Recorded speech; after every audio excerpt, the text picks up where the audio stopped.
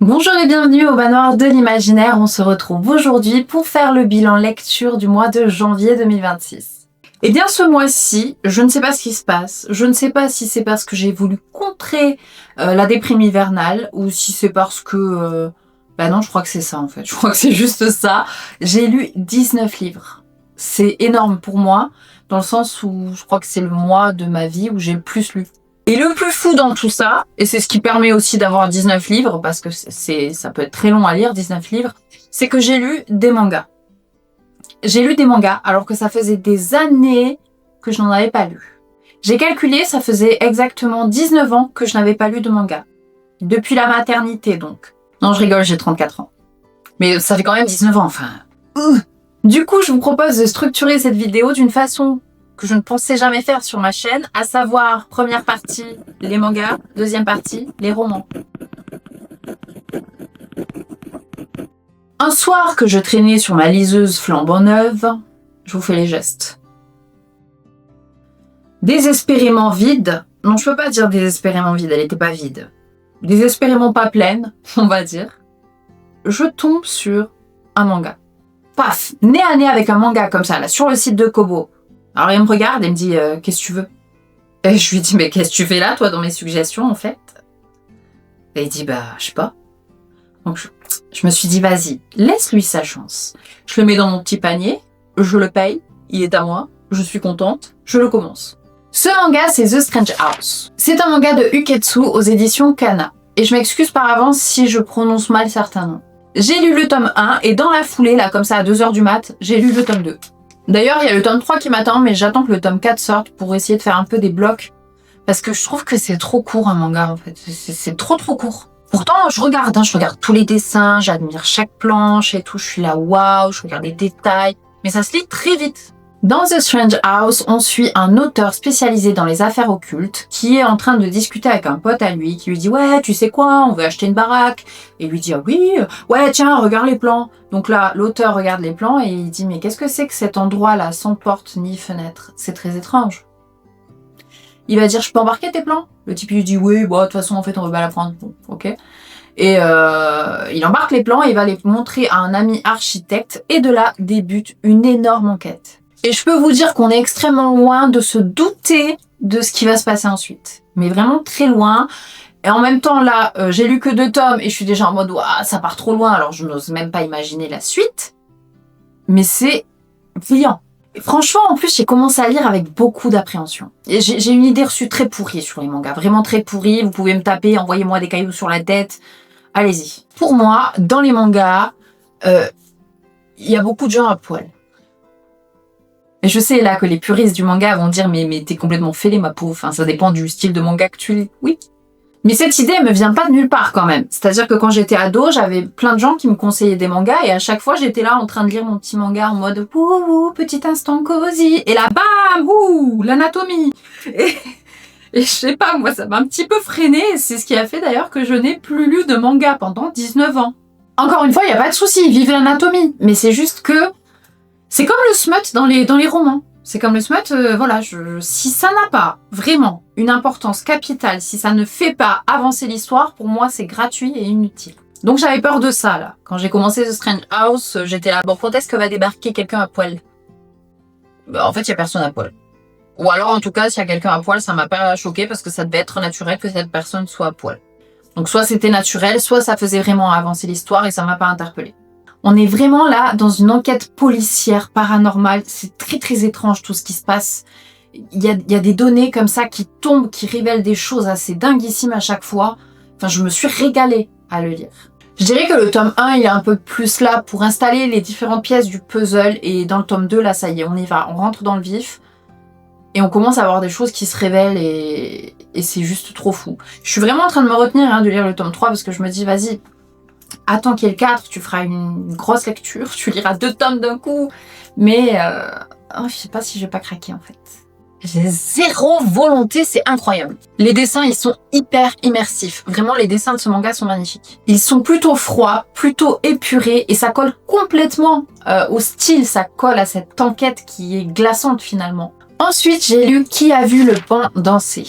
C'est un manga de Rito Asami aux éditions Akata. J'ai lu le tome 1, le tome 2, le tome 3. Je suis donc en attente de la sortie du tome 4. Je suis à jour sur les parutions. Déjà, je trouve les couvertures trop belles. Mais même le titre, il est trop beau. Enfin, c'est vraiment le genre de titre où tu lis et t'es là, ça parle de quoi concrètement? C'est un zoo? C'est aussi un policier. Donc là, on va suivre un policier à la retraite qui, un soir de Noël, mange tranquillement dans un resto où il a l'habitude d'aller avec sa fille. Donc il est avec sa fille. Voilà, ils sont en train de manger, titouti. Miam, c'est bon, oui. Bon, et sa fille, elle part au ciné. Bon, je trouvais ça un peu chelou quand même, j'avoue. Après, ça se fait peut-être, je sais pas. Qu'elle se barre au ciné le soir de Noël. Et qu'elle laisse son papa, tout seul. C'est un peu triste. Mais enfin, tu fais ce que tu veux. Et donc, Komugi, c'est la fille, elle attend que son père vienne la récupérer à la sortie du ciné. Bon, il ne vient pas, elle décide de marcher parce que c'est bon, elle est en train de se les geler. Et quand elle arrive chez elle, son appartement est en feu et il y avait papa dedans, donc papa n'est plus. Très très vite, l'enquête va commencer et bam, un suspect est arrêté. Donc là, on est censé avoir l'enquête qui est close. Bon, toi, t'as rien enquêté, en vrai, en tant que lecteur, t'es là, ah d'accord, ils l'ont déjà attrapé, bon, ok. Là où ça commence à être étrange, c'est qu'on va transmettre à Komugi une lettre de son père, qui va totalement remettre en question toute l'enquête. Je suis à fond, j'ai un suspect toutes les 5 pages, c'est dramatique, je suis là, oh, je suis sûre c'est lui, oh, je suis sûre c'est elle, oh, je suis sûre, et je suis sûre de rien, en fait. Clairement, là, je suis en mode, mais qui a fait quoi? Et je pense que ça va vraiment beaucoup plus loin que les infos qu'on a là du tome 1 au tome 3, qui sont déjà des infos folles. Enfin, ça part vraiment dans des trucs incroyables. Je pense que je me doute pas de la finalité du truc, j'espère. Sinon, je serais très déçue, parce que là, je suis hyper enflammée là par le truc. Je suis là en mode « Ah !» C'est rigolo, enflammé pour un livre qui parle d'incendie. Je vous en dis pas plus en vrai, parce que j'aimerais que si vous décidez de lire ce manga parce que vous adorez lire des mangas et que vous voulez lire un nouveau manga, ou parce que vous n'avez jamais lu des mangas et que vous vous dites « J'aimerais bien lire un manga », j'aimerais que vous ayez toute la surprise de la teneur de toute la toile qui se tisse autour de cette enquête. Ensuite, j'ai lu « Mon mari dort dans le congélateur ». Alors non, ce n'est pas un aveu que je vous fais, c'est le titre du manga, pour de vrai, hein, promis. C'est un manga de Misaki Yazuki, publié chez Akata. C'est en 2 tomes, donc voilà, c'est terminé. J'ai lu le tome 1 et j'ai lu le tome 2. Gros trigger warning, si jamais ce manga vous tente, on parle de violence conjugale et on parle de V. On y suit Nana qui vit avec son mari Ryo, qui est quelqu'un de très violent. Elle finit par le tuer et le mettre dans le congélo. Seulement voilà, chose étrange, le lendemain matin, elle se lève en mode « Titouti, je suis débarrassée de lui !» Et il est là. Bam, il est là, devant elle. Et le plus dingue quand même, c'est qu'il est aussi dans le congélateur. Donc là, quand j'ai lu le résumé, je me suis dit « Oh mais waouh, mais c'est quoi ce... » Eh ben j'ai été déçue. Honnêtement, j'ai été déçue. Enfin, il est bien. Le manga en soi, il est bien, mais il est extrêmement prévisible. Je suis dégoûtée. Je suis trop dégoûtée. Moi, je m'attendais à quelque chose de dinguissime et j'étais là, oh, ah, c'est bateau. J'aime pas, je suis pas contente. Je voulais quelque chose d'un petit peu plus élaboré. C'était sympa à lire, ça m'a fait une petite soirée, c'était cool. Mais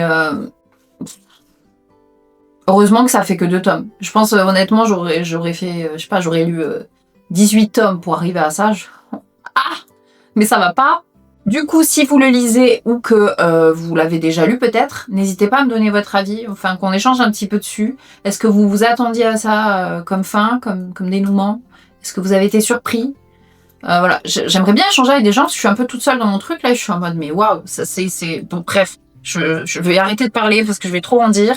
Pas bonne lecture. Très beau dessin par contre, c'est vrai que c'était très beau. Ensuite, j'ai lu Signal 100. C'est une série de mangas d'Arata Miyatsuki aux éditions Delcourt. C'est une histoire en 4 tomes, donc j'ai lu les 4 tomes. Et ce que j'ai remarqué, c'est que j'en lis que le soir des mangas. Je crois qu'on ne pourra jamais me voir la journée lire des mangas. Pourquoi? Parce que je les lis là actuellement sur liseuse. Peut-être qu'un jour ça me prendra et finalement je les achèterai vraiment en papier, mais pour l'instant je les ai pris sur la boutique Kobo. Donc je lis sur liseuse. Et je sais pas, j'aime bien le mood. Je me mets comme ça, je me plonge, je regarde les images, j'allais dire, mais du coup je regarde les dessins et je lis. Je sais pas, je trouve ça très apaisant, même si les histoires sont pas forcément très apaisantes. Il y a un côté très apaisant. Souvenez-vous comment vous dormiez bien après un petit ours brun. C'est pareil. Trigger warning ici aussi, vraiment. Il y a du harcèlement plus. Il y a du V aussi. C'est pas très joyeux comme histoire.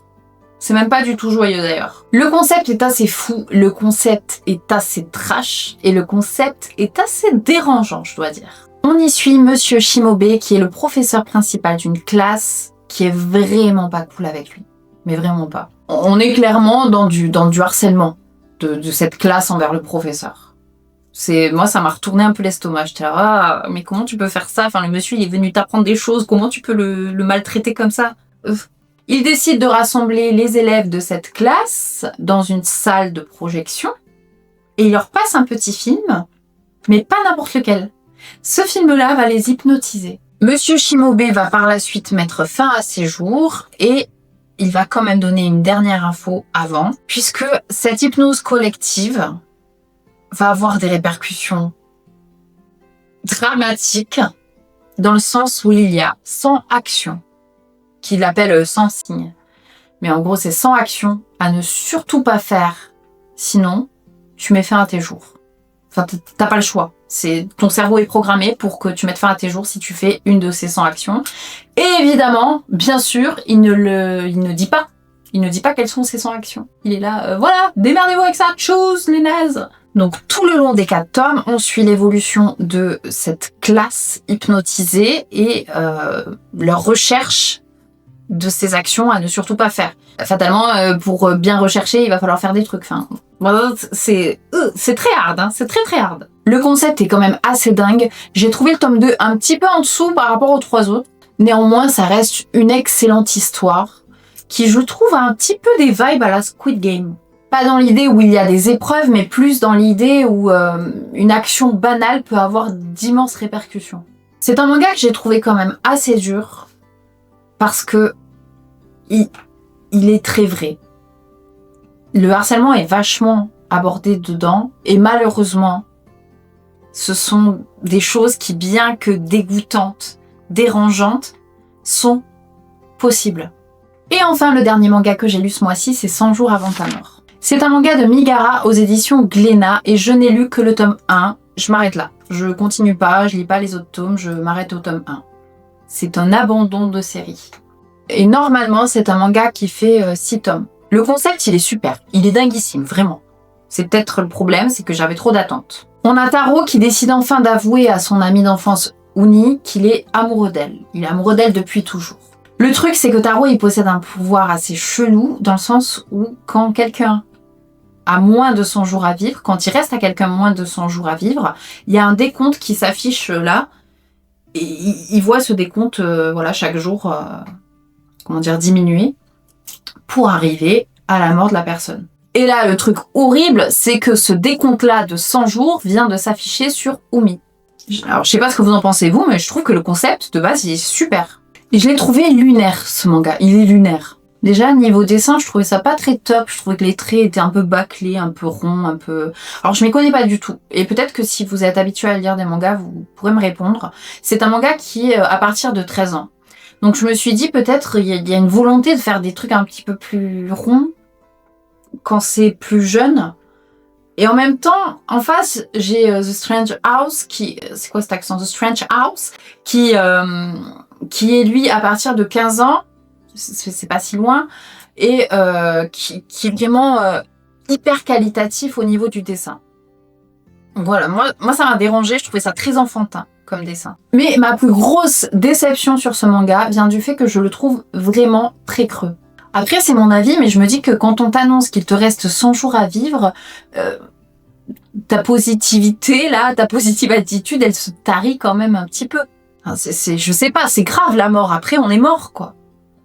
Et là, on est face à des ados qui ont vraiment des préoccupations d'ados, mais même dans ce moment qui est gravissime, le temps est compté, et ils sont là avec leurs préoccupations d'ados. Enfin, je trouvais ça très lunaire, dans le sens où, ok, si tu veux, ils réagissent pas en mode « Ah, mon Dieu, non !» Mais ils peuvent au moins se poser des questions. Ce serait déjà un début, parce que je trouve qu'ils se posent même pas trop de questions, ils sont là. « Ah oui, tu veux te taper, alors méchant, moi je t'aime !» Enfin, je comprends pas. Je continuerai pas, je n'ai pas du tout aimé. On passe maintenant au roman que j'ai lu dans ce mois de janvier 2026. J'ai commencé mon année dans les pages d'Acid Rain, le jeu de l'entre-deux par Elia Crimson, et c'est une auto-édition. C'est l'histoire d'une toxico qui prend sa dose de trop et qui va se retrouver propulsée dans un monde très étrange, vraiment hyper étrange, appelé l'entre-deux. Et ce même monde-là, il est régi par une entité qu'on appelle l'acide.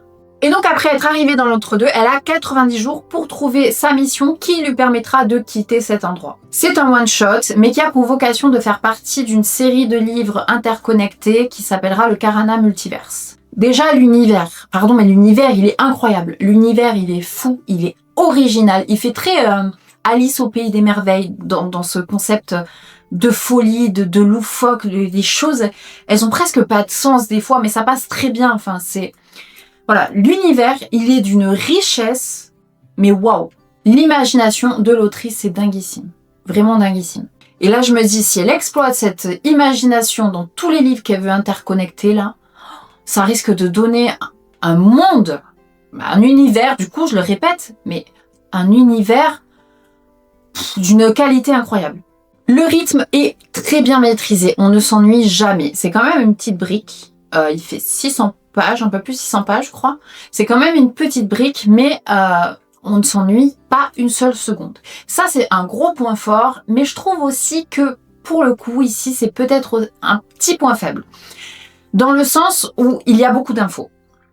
Peut-être que si on était sur un rythme très rapide, mais que l'univers n'était pas aussi riche, ça passerait crème en one shot. Mais là, étant donné la richesse de l'univers, je me dis peut-être ça aurait mérité une duologie. Au moins une duologie. Bon après ça casse le truc du un livre interconnecté, puisqu'on n'est pas sur une saga interconnectée, donc... Enfin, je comprends le principe de faire un one shot, mais il y a beaucoup d'infos. Il y a beaucoup d'infos. Et elles sont très tac tac tac. Alors attention, ça ne gêne pas en soi la compréhension du bouquin, mais c'est une course. En fait, tu lis et tu t'emmagasines plein d'infos. Elles sont rappelées, hein. Enfin c'est pas genre elle te jette pas des trucs et elle te dit allez démerde-toi pour la suite. Elles sont rappelées, donc c'est pas tant le souci. Mais c'est que il y a beaucoup d'infos. Voilà, je sais, je le dis, je le redis, tu te répètes. Il y a beaucoup d'infos et je pense que ça aurait pu totalement faire une duologie. On a beaucoup de personnages dans ce livre, beaucoup de personnages qui sont tous pour le coup très bien travaillés. Tu as de l'info sur tous les personnages, tu les connais tous. Et attention, je parle pas de chapitres entiers de description de la vie de chacun des personnages, on n'est pas dans ça.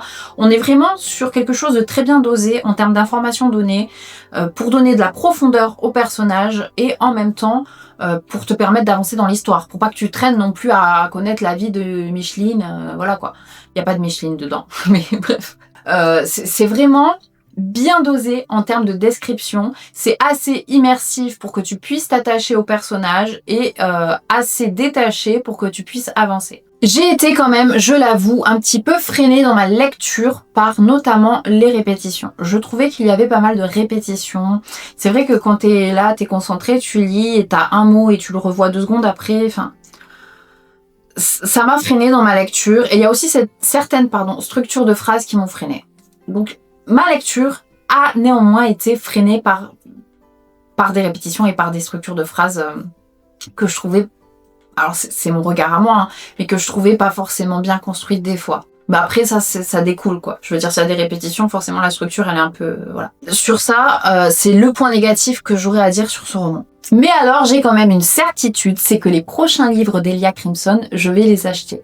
Et là vous allez peut-être me demander, si ta lecture a été freinée par des éléments d'écriture, pourquoi est-ce que tu veux lire la suite? Question pertinente. Pour l'univers déjà, pour commencer l'univers, c'est-à-dire qu'on est sur un univers que je n'avais jamais vu autre part. J'ai envie de connaître la suite parce qu'en plus, mine de rien, je me suis attachée au personnage, j'ai suivi tout le truc et tout, et je suis là, waouh, mais qu'est-ce qui peut se passer maintenant dans les autres livres? Qu'est-ce qui serait connecté finalement aussi? Il y a un point aussi que je souhaitais aborder avec vous, c'est que donc ce livre-là, il m'a été gentiment offert. Ok, c'est un service de presse, il m'a été offert par l'autrice, dans l'idée que je le lise et que je puisse en parler avec vous. Déjà, on va mettre les points sur les i, les barres sur les t, l'église au milieu du village. Jamais, au grand jamais, vous ne verrez mon avis acheté par un cadeau. C'est-à-dire que si quelque chose m'a été offert, Je vais pas me dire, ah ouais, mais quand même, ça m'a été offert, il va falloir que je sauce la personne. Non. Là, ici, ce qui s'est passé, c'est que je lis mon livre, je me retrouve dans un univers fou, incroyable, que j'aime d'amour. Je suis sortie de là, je me suis dit, waouh. Mais avec une lecture freinée. Donc là, quand ça arrive, quand en plus le livre t'a été envoyé gratuitement, t'es censé faire quoi? Parce qu'il y a du gros positif, mais on sait que les gens ont tendance à retenir le négatif, le petit négatif que tu vas dire. Donc, tu fais quoi? Moi, je me suis dit, bon, je vais aller parler à l'autrice. Je vais aller lui expliquer mon avis. Je vais aller lui expliquer à quel point j'ai adoré l'univers, j'ai adoré son imagination. Je trouve qu'il y a vraiment un truc de dingue à faire avec et tout. Mais que par contre, ma lecture a été freinée. Je suis allée lui dire tout ça. Là, clairement, deux options s'offrent à nous quant aux réactions qu'on peut recevoir des auteurs dans ces cas-là. Et j'ai déjà été confrontée aux deux types de réactions. Soit on est face à une personne qui ne supporte pas du tout les critiques aussi constructives soient-elles, parce qu'on est d'accord qu'on n'est pas là pour lyncher les gens, hein, pas du tout. Mais donc soit on est face à quelqu'un qui ne supporte pas du tout la critique, qui estime que son œuvre, c'est l'œuvre la plus géniale de la Terre, qu'elle est aboutie fois 1000 et que si t'aimes pas, t'es un navet. Là, il y a rien à faire, tu peux pas discuter avec ce genre de personnes-là, c'est... Soit on se retrouve face à une personne qui vous a sincèrement envoyé son livre pour avoir de vrais retours dessus et pas dans l'idée d'être saucé.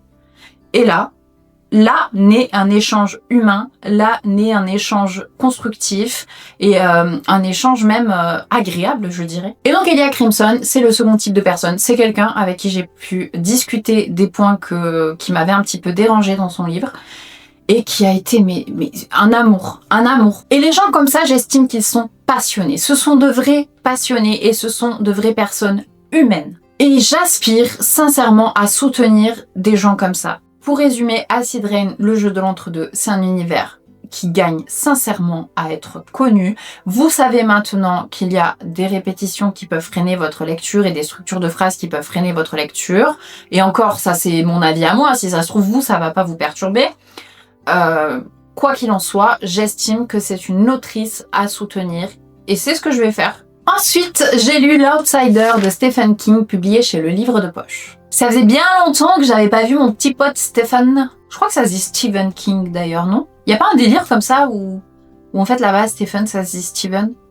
Là-bas en Amérique, je veux dire. Ce livre à la base m'a été gentiment offert par mon chéri qui a vu la série HBO, du coup, que je vais voir bientôt puisque j'ai fini le livre. Vous savez que moi c'est toujours le livre avant les adaptations. Dans L'Outsider, l'histoire commence avec un corps d'un enfant de 13 ans retrouvé vraiment en sale état dans un parc. L'enquête débute et très vite, tous les indices, que ce soit les empreintes digitales, les témoignages des gens et tout mène à un seul et même homme. Terry Maitland. Terry Maitland qui est quelqu'un d'extrêmement respecté dans la communauté. Il est entraîneur de baseball, il est prof de je sais plus quoi d'ailleurs, mathématiques. Pas du tout, je viens de vérifier les profs d'anglais. C'est un papa hyper dévoué, avec sa femme il s'aime trop et tout, enfin voilà, le mec modèle. Et pourtant, tout l'accuse à lui. Terry clame son innocence. Il dit « Ok, je sais, vous avez trouvé mes empreintes, vous avez trouvé des indices et tout, mais moi j'y suis pour rien les gars. » Et si il était vraiment innocent? Ce livre m'a fait froid dans le dos. En plus, enfin, c'est quand même un concept de dingue de se dire que t'as absolument toutes les preuves.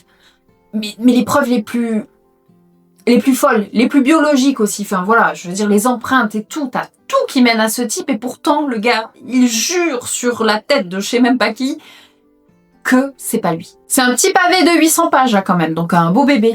Félicitations, c'est un outsider. Et pourtant, en 800 pages, on a 0 temps mort. On se retrouve totalement aspiré dans le récit. On a des personnages qui sont vraiment approfondis, des liens entre eux qui sont tissés d'une main de maître King. Mais j'ai trouvé que la révélation de l'intrigue était arrivée un petit peu tôt.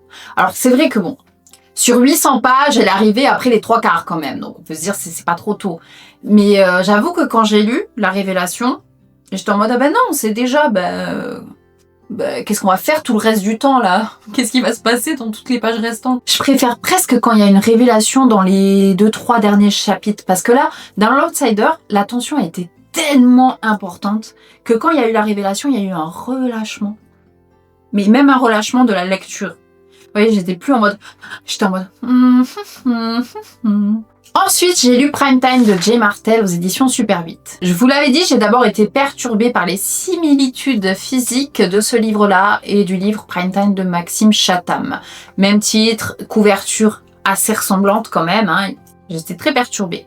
Néanmoins, l'histoire de l'un et l'histoire de l'autre n'ont absolument rien à voir. Prime Time, c'est un livre qui questionne. Et si nous étions, nous, humains, dans une télé-réalité?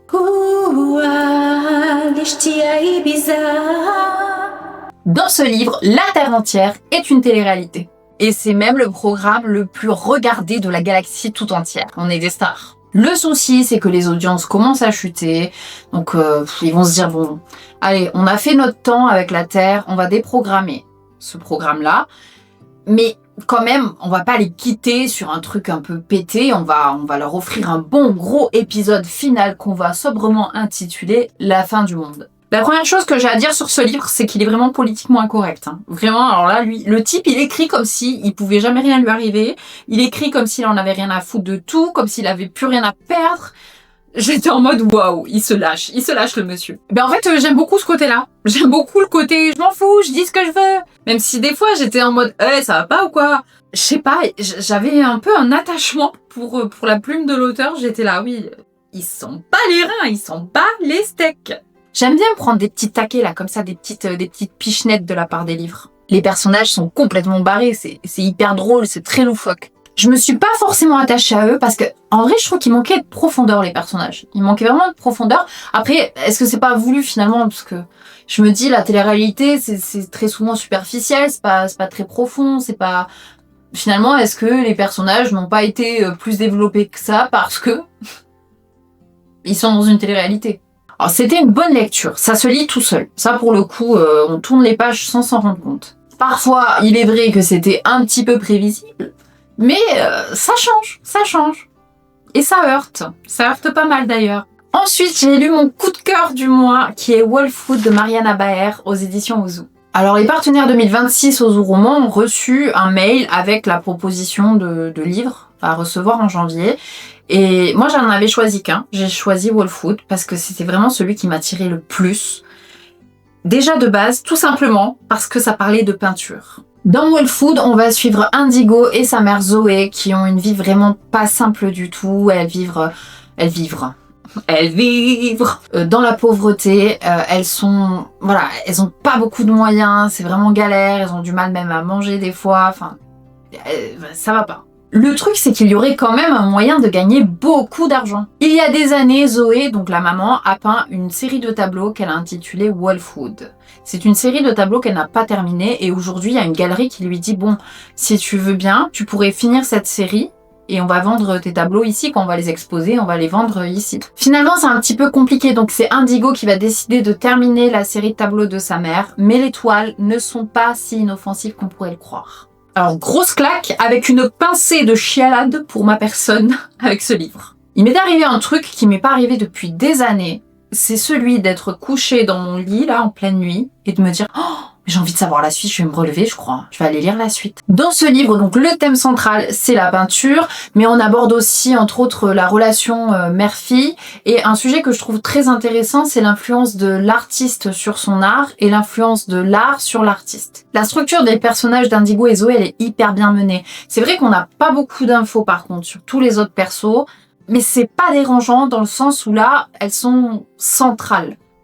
Vraiment, tout tourne autour d'elles. Et c'est vrai qu'on va surtout suivre Indigo, mais je trouve qu'on a énormément d'informations sur Zoé, donc sur la maman. Je dirais même que c'est un pilier de ce roman, hein, la maman. J'ai pas ressenti, on va dire, le manque d'en savoir plus sur tous les personnages qui les entourent. J'ai trouvé la plume de Mariana Baer très immersive et maîtrisée. Je me suis même demandé si j'allais pas aller m'acheter une toile pour peindre parce que, je sais pas, tu te sens transporté dans un truc. Moi, ça m'a dépassé, en fait. J'ai eu envie de me mettre à la peinture. Enfin, c'était complètement... j'étais là, waouh. Si vous n'avez pas lu Wolfwood, je vous le conseille tellement. Si vous aimez un peu les histoires avec la peinture, comme je vous l'ai dit, un sujet trop peu abordé dans les livres. La peinture... Mais il y a tellement de choses à faire avec ça. Ensuite, j'ai enfin lu La petite boutique de sortilèges de Sarah Best-Hurst aux éditions Brajlon. On n'est pas sur le coup de cœur, mais on n'est pas loin du tout. Ensuite, Kiela, qui est une bibliothécaire qui vit un petit peu en ermite, enfin un petit peu beaucoup d'ailleurs, en ermite dans les rayons de la bibliothèque d'Alysium. Elle a quand même un assistant, c'est une plante sentiente qui s'appelle Kaz, et c'est à peu près la seule personne, on peut pas dire personne du coup, mais le seul être vivant qu'elle côtoie. Un bon jour ou un mauvais jour, du coup, la bibliothèque d'Alysium est incendiée, elle prend feu, enfin c'est volontaire, hein. Des gens ont voulu cramer la bibliothèque, donc elle décide de vite mettre dans des boîtes certains livres, ce qu'elle peut quoi, pour protéger un max d'œuvres, et de les emmener avec elle. Là elle prend sa petite barque, elle prend Kaz et il vogue vers l'île où elle a grandi. Je m'arrête là pour le résumé parce qu'il est hors de question que je vous raconte la suite. Pour moi la suite se découvre, je dirais même se savoure sous le petit plaid avec le petit thé. Alors là vraiment, ce livre c'est un gâteau. Ce livre, c'est une ode aux passionnés de lecture, c'est une ode à la vie solitaire, c'est une ode à la vie tout court, à la beauté, à la douceur. C'est tout réconfortant. Je pense honnêtement que c'est un livre à lire quand ça va pas. Il est clair qu'il ne se passe pas grand-chose dans ce livre. On ne lit pas ce livre pour avoir une histoire de fou. On lit ce livre parce qu'il est doux. C'est pour cela que je le conseillerais à toute personne qui a besoin de s'extraire du tumulte de la vie pour aller vers un endroit un petit peu plus douillet. Par contre, préparez-vous à avoir faim, parce qu'il est vrai qu'ils ont beaucoup de choses à manger dans ce livre, et que tout a l'air exquis. Ensuite, j'ai lu Le Bon Gros Géant de Roald Dahl, édité par Folio Junior. Déjà, je tiens à souligner qu'avec ce livre, je valide ma participation au Synesthesia Book Challenge de janvier. Il est rose. Dans Le Bon Gros Géant, on suit Sophie qui est une orpheline qui, une nuit où elle ne dormait pas vraiment, elle se retrouve à zioter par la fenêtre de l'orphelinat. Elle tombe nez à nez avec une gigantesque silhouette qui tient dans sa main une énorme trompette. Elle vient se planquer un petit peu, mais le géant arrive avec sa grosse main et fait « Oh, viens Sophie !» et il l'emmène. J'ai l'impression que ça fait 452 fois que je vous fais le résumé de ce livre sur cette chaîne. Évidemment que c'était génial, j'ai pas encore trouvé de mauvais Roald Dahl. Si vous connaissez un mauvais Roald Dahl, dites-le moi. C'est beau, c'est touchant, c'est farfelu. Et alors, il y a un truc, mais j'ai trouvé ça mais brillant comme idée. En fait, le géant, étant donné qu'il a appris à parler tout seul, Bichon, il parle pas très bien. Il fait n'importe quoi avec les mots, mais c'est attendrissant. Parce que tu sens qu'il est persuadé de dire les choses comme il faut, mais c'est à côté de la plaque en fait. Il est à l'ouest le monsieur. C'est un livre qui fait 265 pages, donc très court, il y a des illustrations.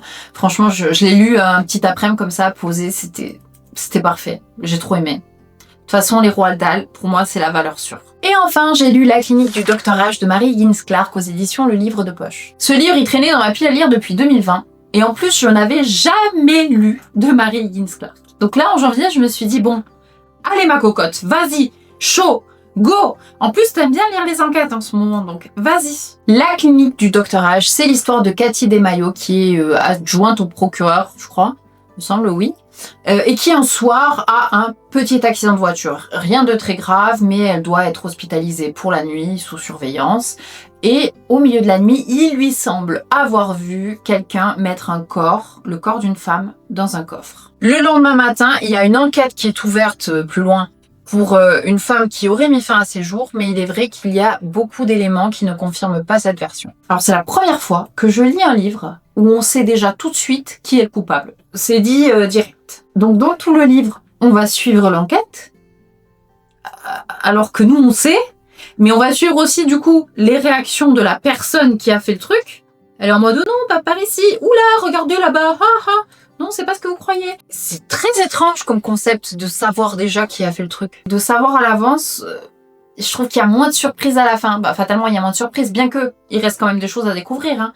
Enfin, là, pour le coup, ok, tu sais que cette personne a fait ça, mais tu sais pas pourquoi, tu sais pas tout ce qu'il y a autour, tu sais pas qui est au courant, tu sais rien en fait. En tout cas, ça m'a vraiment donné envie de découvrir beaucoup plus de Mary Higgins Clark, donc si vous en avez à me conseiller, que vous avez lu, qui vous ont vraiment plu, n'hésitez surtout pas. Et vous, quelle a été votre meilleure lecture de ce mois de janvier 2026 ? J'espère que ce bilan vous a plu, je vous dis à une prochaine au Manoir de l'Imaginaire.